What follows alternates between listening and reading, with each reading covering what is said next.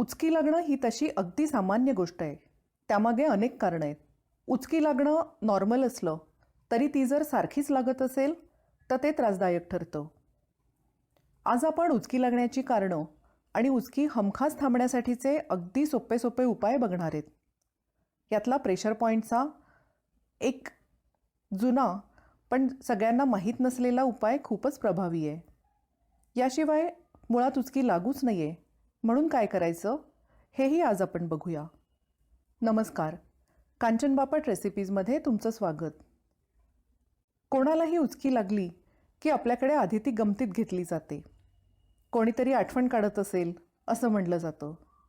तर बाळाला लागलेली उचकी भूकवाढीची असते असा समज आहे. उचकी लागली की करण्याचा सगळ्यात पहिला उपाय म्हणजे पाणी पिणे. पाणी पिऊनही उचकी थांबत नसेल तर साखर खाणे, मध पाणी पिणे, लिंबू मध चाटणे असे अनेक उपाय केले जातात.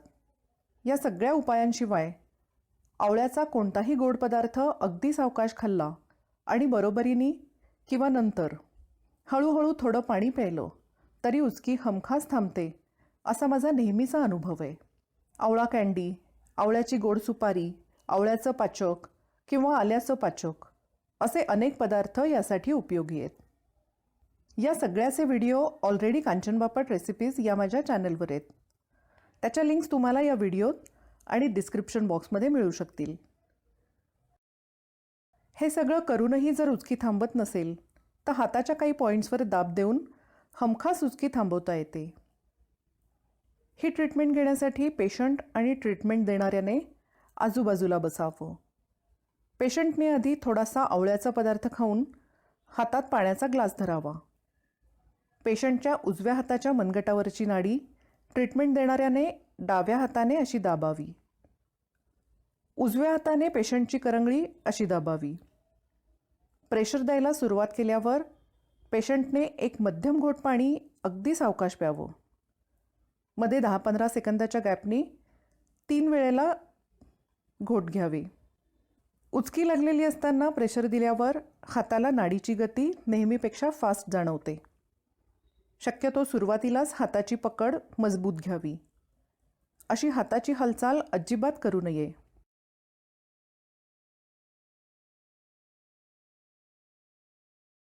हात असा स्थिर होऊन पकड मजबूत झाल्यावर आता पाण्याचा घोट घ्या. 10-15 सेकंद थांबा. आता परत दुसरा घोट घ्या. परत 10-15 सेकंद थांबा. आता तिसरा घोट घ्या.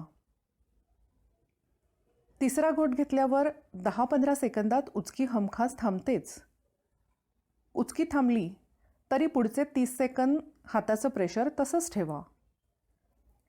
एका वेळी 2 मिनिटापेक्षा जास्त प्रेशर देऊ नका.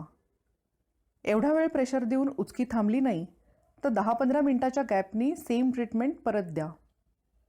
मी काही कोणी डॉक्टर किंवा वैद्य नाही. केवळ वाचनाच्या आवडीतून माझ्या लहानपणी माझ्या पनवेलच्या आजोबांकडे असलेल्या कोणत्या तरी पुस्तकात ही माहिती मी वाचली होती आणि गरज पडल्यावर ती मला अचानक आठवली. आठवल्यावर मी तो उपाय करून पाहिला. ज्या ज्या लोकांवर मी हा प्रयोग केला तो नेहमीच यशस्वी झाला.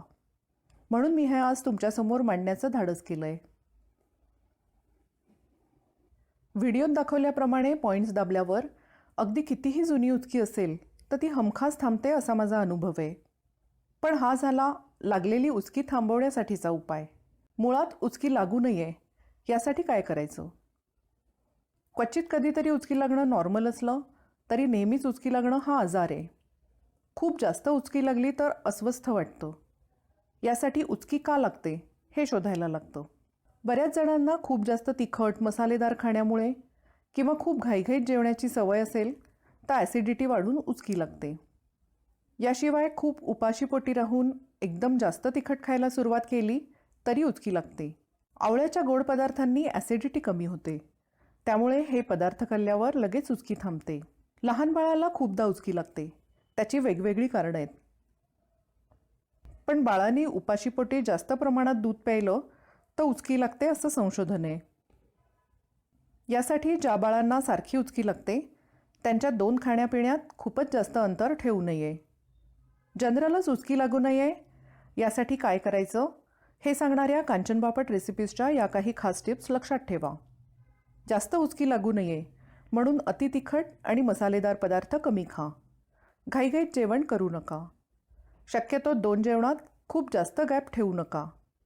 जेवणात खूप गॅप झाल्यावर जेवणाची सुरुवात गोड किंवा सौम्य चवीच्या पदार्थांनी करा. पक्वान्नांच्या जेवणात आपल्याकडे खिरीचा घास खाऊन जेवणाची सुरुवात केली जाते. याला किती महत्त्व आहे हे यावरून लक्षात येतं. जास्त उचकी लागणाऱ्यांनी रोज थोडा तरी व्यायाम, श्वसनाचे व्यायाम आणि प्राणायाम नक्की करा. या संदर्भात तुम्हाला काही शंका असल्या तर मला कमेंट करून नक्की विचारा. मी तुमच्या प्रश्नांना योग्य उत्तर देण्याचा प्रयत्न करेन. तुम्ही जर कांचन बापट रेसिपीज हे चॅनल पहिल्यांदाच बघत असाल तर ते प्लीज सबस्क्राईब करा. वेगवेगळे व्हिडिओज बघा. आवडले तर लाईक करा आणि आपल्या मित्र आणि नातेवाईकांबरोबर शेअरही करा. Happy cooking, stay healthy.